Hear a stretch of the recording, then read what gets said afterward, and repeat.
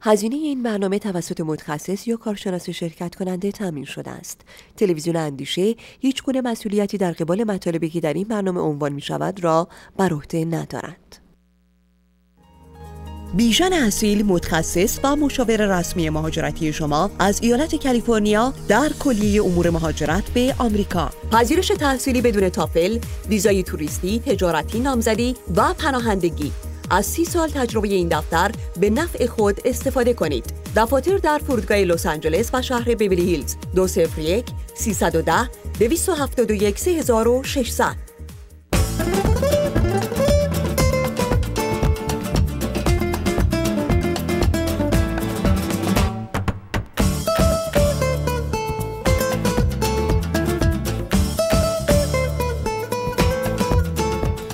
سلام دارم خدمت شما بینندگان عزیز و ارجمند. در این قسمت از برنامه آقای بیژن اصیل، متخصص و مشاور رسمی مهاجرتی شما از ایالت کالیفرنیا در کلیه امور مهاجرت با آمریکا با 30 سال تجربه برنامه رو تقدیمتون میکنن. شخصیتی شناخته شده در امر مهاجرت. شماره ایشون رو خدمتتون عرض میکنم 310 271 3600 و خیر مقدم میگم خدمتتون از پیشکسوتان هستن در کار مهاجرت و خسته نباشید میگم خدمتتون. حالتون چطوره؟ قربان شما. خیلی خوشحال هستم که در خدمت شما خانم طناز و هممیهنان عزیز هم هستم. امروز بازم به خانه های شما آمدیم و در خدمت شما هستیم. خانم طناز، امروز دوست دارم برای مسئله مهمی که سالی یک بار برای آمریکا انجام میشه که قرعه کشی گرین کارت برای سراسر دنیا. بله بله، که همینان هم میتونن شرکت بکنن. کلا بودجه فکر میکنم قسمت مال ایران، این تلفن ما باید همیشه خاموش بکنیم. دوستدارانتون هستن. خب بله این قسمت به اصطلاح میفرمودین. میخوام من شماره رو بگم یه بار؟ آها خب تمام. خواهش میکنم. این گرین کارت، قرعه کشی گرین کارت که سالیانه یک بار انجام میشه، امسال هم انجام میشه از 2 اکتبر تا 3 نوامبر، یک ماه. این قرعه کشی انجام میشه که 100,000 به اصطلاح شرکت کننده از سراسر دنیا قبول میشن. تو این 100,000 نفر موضوع مهمی که همینان عزیزم بدونن اینه که تو این 100,000 که قبولی میدن، بهترین 50,000 رو قبول میکنن. یعنی اگه کسی توی پروندهش اشتباه بکنه، یه بالا یه پایین یه لغت اشتباه که بکنه، متاسفانه اینا قبولی رو میدن، میگن بیا برای مصاحبه توی آنکارا یا توی دبی. وقتی که میرن مصاحبه، پول تمبر رو میدن، پزشکیشون رو میرن انجام میدن. خانم طناز تازه پرونده رو وا میکنن، میگن چرا اسم شوهرتو اینجوری نوشتی؟ ای بابا، بعد ردشون میکنن. رد میکنن. خانمی داریم که حتما الان دارن گوش میدن، شاید ببینن برنامه ما رو، که برای شوهرشون یه چیز کوچیک و کم گذاشتن که ما داریم اینو درخواست فرجام میکنیم. بله. تا آخر سپتامبر وقت داریم این کار رو انجام بدیم. کلا مجله جوانان که مجله بین المللی هستش، محبت کردن یک صفحه از مجله رو غیر از صفحه خودمون بله اختصاص دادن به برای قرعه کشی که فرم ها توش هست. عجب جالب. باری که الان من از همینان عزیزم میخوام مجله جوانان رو بگیرن، فرم ها تو اون پر هست. در ضمن توی وبسایت خودمون هم این فرم ها رو خواهیم گذاشت که اینها رو، چون الکترونیکی هستش، از طریق الکترونیکی اینا رو فایل بکنیم برای همینان عزیزمون. خیلی متشکرم. و وبسایت در زیر صفحه هم هست، نحوه نوشتارش رو bijaneasil.com، البته www.bijaneasil.com رو فراموش نکنید. در ارتباط با تقلب‌های قرعه کشی هم لطف کنید بفرمایید. سپاسگزارم. خواهش کنید. وظیفه ماست. متاسفانه عده‌ای از آفریقای جنوبی آمدن در انگلیس و اینها با اسمهای تقلبی، حالا اسمش هست مال آفریقای ساوت آفریقا، محمد، حسن یا هر چی که اسمشون هست، میان میذارن اسمشونو مکارتی، جیمز مکارتی یا اسمای دیگه میذارن که شما در قرعه کشی گرین کارت قبول شدید. همینان عزیزم توجه کنید، شما قبول شدید، تمام آرم دولت آمریکا، تمام مشخصات وزارت امور خارجه آمریکا در این فرم های قرعه کشی برای شما میاد که شما قبول شدید. لطفاً برای ما 2000 پوند با وسترن یونین به نام این شخص بفرستید به انگلیس. لطفاً به کسی صحبت نکنید برای این مسئله. شما که قبول شدید هیچ شوهر، فرزند، مادر، پدر، خاله، فقط پول بفرستین. $2000 بفرستید و بعضی از همیانان ساده لوح ما این کار رو میکنن. من بارها گفتم به خاطر داشته باشید دفتر ما رایگان به شما جواب میده. خیلی ساده است. تمام این فرم و چیزهایی که می‌نویسن همش قشنگ و خوبه، غیر از این که به اصطلاح ایمیل وزارت امور خارجه آمریکا راجع به قرعه کشی گرین کارت آخرش باید .gov باشه. یعنی .com و این چیزا تقلبیه. یعنی اینها بیشتر .coمی هستن. همه .com، یعنی نمیتونه، یعنی وبسایت نمیتونه .gov اگر مال دولت آمریکا نیست وبسایت اجازه نمیده. بنابراین همین عزیز من توجه کنید، اون قسمت از اون ایمیلی که براتون میاد آخرش رو ببینید .gov یعنی درسته، یعنی شما از طرف دولت آمریکا قبول شدید. اما اگر .com و اینا هستش یعنی با تقلب روبرو هستید. اوکی؟ بسیارم ممنون و متشکر. و همطور که گفتن از 2 اکتبر شروع میشه تا 3 نوامبر هم ادامه خواهد داشت. مورد دیگه در ارتباط با پناهندگی هست که سپاسگزار میشم سوال بفرمایید، من جمله سوال کسانی رو که از ایران میخوان برای پناهندگی بیان. بله خانم تناز، مرتب این برنامه رو داریم. مرتبا ما اعلان میکنیم که از ایران دولت آمریکا دفتر پناهندگی یا سازمان ملل نداره. رو این اصل همیهنان ما که میخوان توی مملکت بیان باید به اصطلاح یا خودشون رو به اروپا برسونن و سوئد که مرکز پناهندگیه، یا کسانی که خیلی ساده بگم، یعنی به ما زنگ نزنن همیهنان ما بپرسن آقای عزیز اگه من ویزای توریستی بگیرم به من کمک بکنی من بیام آمریکا، آیا برای من پناهندگی میگیری؟ خانم تناز این چیه؟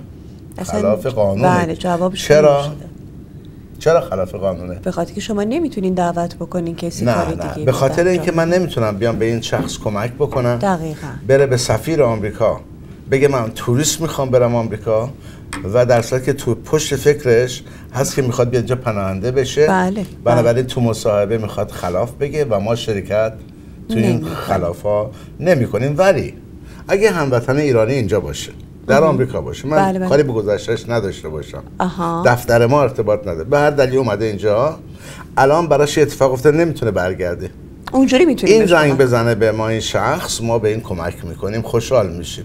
البته باید ببینیم که ایشون واجد شرایط هست یا نیست. ولی یه چیزو میدونم من به عنوان ایرانی، یه چیزو من خوب میدونم که چرا یه آمریکایی، یه جوان 30 ساله آمریکایی از آمریکا فرار نمیکنه بره ایران بگه من پناهنده میخوام بشم. بله عجب. بنابراین توی ایران خب جو به اصطلاح زندگی سخته.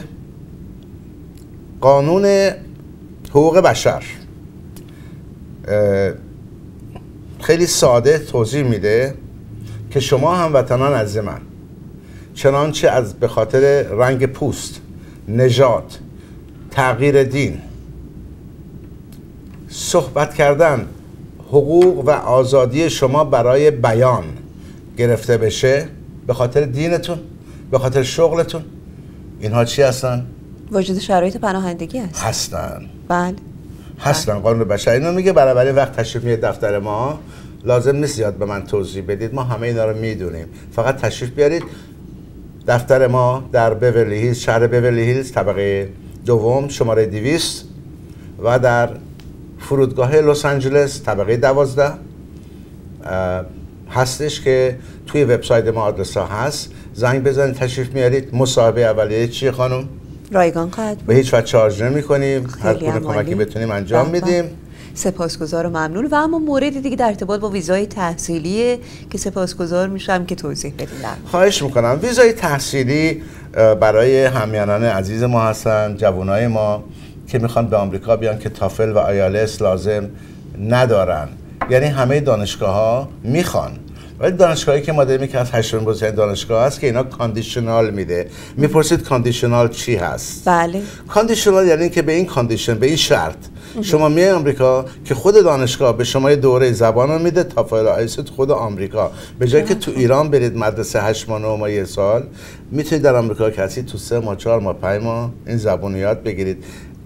درست بعد از اتمام زبان وارد دوره رشته فکر کنم برای خیلی این راحت‌تر و بهتر باشه. بله خب خیلی از جوان‌ها تماس میگیرن، به خیلی چون کمک میکنیم. تیم شب ما در لس آنجلس از 7 شب تا 12 شب لس آنجلس میشه، از 7:30 صبح تهران تا 12:30 صبح تهران. آقای منی و آقای نیما به همین شماره‌ای که روی وبسایت هست تماس بگیرید یا ایمیل بفرستید، به شما همکاری میکنن که توی این به اصطلاح رجیستریشن دانشگاه به شما همیاری بدن.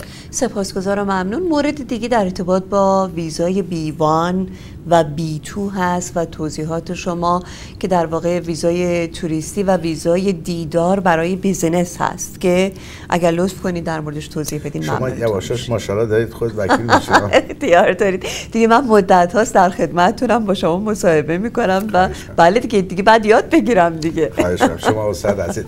عرض کنم که خانم تناز برای این ویزای به اصطلاح B1 و B2 خیلی قشنگ گفتید. فصل تابستونه، همیانان میتونن که این کار رو انجام بدن. من بیشتر دوست دارم برای همیانانی که وضعشون خیلی بهتره اینها رو به دبی و ترکیه نبرم، چون خیلی شلوغه، وقت سفارت گرفتن شلوغه. اینها رو بیشتر الان درست کردیم، در ایران نمایندگی داریم که میتونیم ویزای اروپا رو براشون بگیریم. اروپا کنسولاش خیلی راحت‌تر هستن، خیلی بس آدمای خود بهتر هستن اونجا. به اصطلاح که میان کسی که از ایران بتونه به اروپا برسه، یعنی این آدم از نظر سکیوریتی قبول شده، از نظر ثروت گفتن وضعش خوبه، ایشون احتمالاً نمیاد سربار جامعه در آمریکا بشه، پول داره، ثروت داره، میگن آقا بفرما. درسته، باید اینا مدارکشو درست بکنیم، اینا رو همکاری و همیاری میدیم. موضوع مهم که به شما عرض بکنم راجع به ویزای B1 B2 فرمودید، موضوع مهم اینه که B2 توریستیه، بله. B1 ویزای تجارتیه که بیان اینجا یک به اصطلاح مجتمع‌های بیزینسی رو ببینن، درسته، و بتونن سرمایه‌گذاریشون رو بکنن. حالا سوال میکنید اون سرمایه‌گذاری، بارها راجعش صحبت کردیم، سرمایه‌گذاری کوچیک E2 با زیر $200,000، بله. سرمایه بزرگ با $500,000. سرمایه کوچیک با $200,000 شامل همسر و فرزندای زیر 21 ساله ازدواج نکرده و همینطور EB5 با $500,000 برای همسر و فرزندان ازدواج نکرده. درسته؟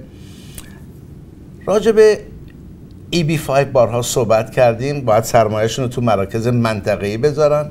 اشخاصی هستن یه زمین رو میخرن، روی این زمین میان ساختمان سازی میکنن، حالا یا بیمارستان یا خانه پیران یا هتل، هر چیزی که به اصطلاح به وجود میارن. باید بیان 50 60 70 100 نفر پول بذارن. تا این پول کامل تکمیل نشه این پروژه بالا نمیره، 3-4 سال طول میکشه. در ضمن وقتی که توی این مراکز منطقی پولتون رو میذارید، باید بدونید که توی این قراردادها نوشته شده که پول شما اگر این پروژه از بین رفت، پول شما پس داده نمیشه و حق شکایت ندارید. من چی میگم؟ من میگم بارها توضیح دادم که شما همینان عزیزم بیاید تو این پروژه های E2 اون $500,000 بر $50,000 که میخوان به اصطلاح خرج این پروژه بکنن که این پروژه بره بالا، بیان این پول رو توی E2 بذارن، بله، که در ظرف به اصطلاح 1 سال 2 ماه میتونن این سرمایه گذاری بکنن تو کار ملک. خانم تناز توی کار ملک 14 دستگاه به بالا آپارتمان بخرن، نه خونه خریدن. با خریدن خونه به کسی اینجا اقامت نمیدن. اگه خونه یکی بخره 2 میلیون 5 میلیون دلار اقامت نمیدن. باید بیزینسی باشه که کار تولید بکنه، اینکام پراپرتی باشه، درآمد داشته باشه. مثلا به چه صورت؟ 14 دستگاه آپارتمان که میگن اینا اینکام داره دیگه، یعنی منافع میاره. چه جالب.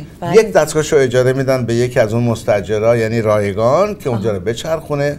حتما لازم نیست که اگر این ساختمون تو لاس وگاسه یا تو فلوریدا یا تو اتلانتاس شما همین عزیزم اونجا زندگی بکنید. نه، شما میتونید هر جایی که دلتون میخواد این بیزینس رو بخرید و به اصطلاح آدم بذارید اونو بچرخونه، ماه به ماهی 10,000 15,000 20,000 دلار به حسابشون میاد، در ضمن اقامت بهشون میدن، در ضمن لازم نیست هر صبح